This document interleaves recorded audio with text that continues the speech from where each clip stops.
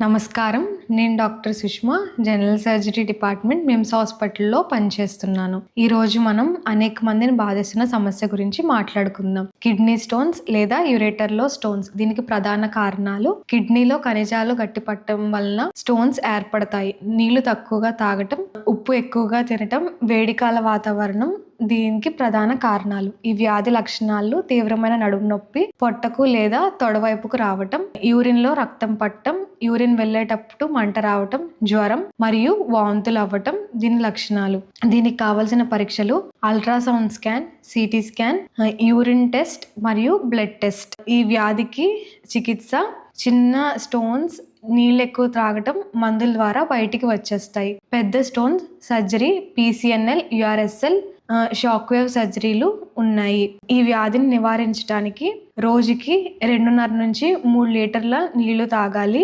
ఉప్పు తక్కువగా తినాలి. స్టోన్స్ ఉన్నవారు రెగ్యులర్గా ఫాలో అప్ చేయించుకోవాలి. ఈ వ్యాధిని నిర్లక్ష్యం చేయటం వలన తరచుగా ఇన్ఫెక్షన్స్, కిడ్నీ డ్యామేజ్ మరియు కిడ్నీ ఫెయిల్యూర్ వచ్చే అవకాశాలు ఉన్నాయి. Thank you.